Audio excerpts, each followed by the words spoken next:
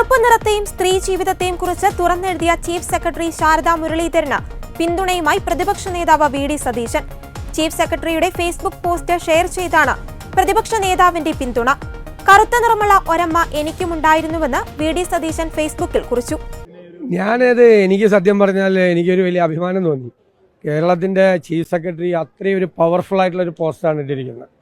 അത് സാധാരണ ആരും ധൈര്യം കാണിക്കാറില്ല, അങ്ങനെ ഒരാ ധൈര്യം കാണിച്ചു. പക്ഷെ നമ്മൾ മനസ്സിലാക്കേണ്ടത് ഇത്രയും ഉന്നതമായ പദവിയിലിരിക്കുന്ന കേരളത്തിൻ്റെ ചീഫ് ഓഫ് സ്റ്റാഫായ ഒരു സീനിയർ IAS ഉദ്യോഗസ്ഥയ്ക്ക് പോലും അങ്ങനെ എഴുതേണ്ടി വന്നു എന്നുള്ളതാണ്.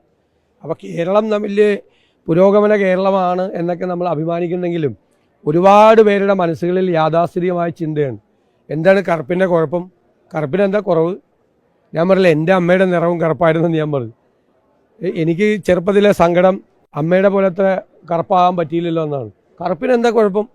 അത് തിരിച്ച് ചോദിച്ചു എന്നുള്ളതാണ് ആ പോസ്റ്റിൻ്റെ ഏറ്റവും വലിയ ഒരു പ്രസക്തി. അതിലൊന്നും ഒരു കാര്യമില്ലാത്ത കാലമാണ്. മാത്രമല്ല, അങ്ങനെ ചിന്തിക്കുന്നത് പോലും പൊളിറ്റിക്കലി ഇൻകറക്റ്റാണ്. ആലോചിക്കാൻ പോലും വയ്യാത്ത ഇതാണ്.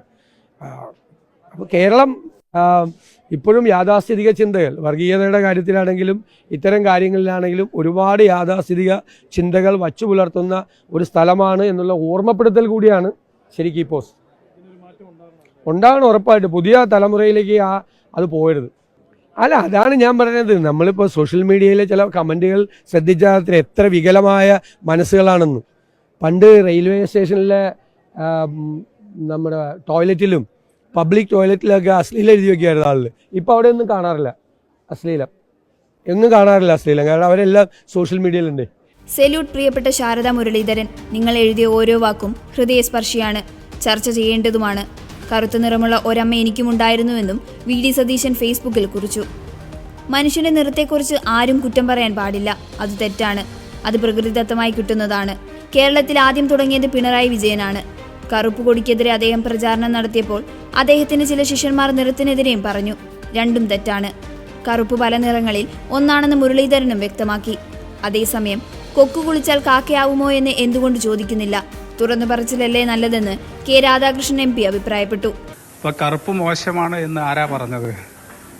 അത് ആധിപത്യം സ്ഥാപിച്ച ആളുകളാണ് പറഞ്ഞത്. കറുത്തത് മോശമാണ്. അത് കറുത്തവനും അത് തന്നെയാണ് ചിന്തിച്ചത്, കറുത്തത് മോശമാണ്.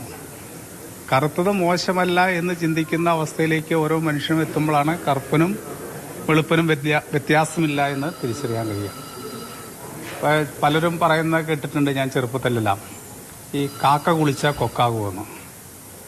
കാക്ക കറുപ്പാണ്, കാക്ക കുളിച്ചാൽ കൊക്കാകുമോ എന്ന് ചോദിക്കും. അപ്പോൾ എൻ്റെ മനസ്സിൽ അന്നേ ചെറുപ്പത്തിൽ തോന്നി, കൊക്ക് കുളിച്ചിട്ട് കാക്കയായിട്ടുണ്ടോ?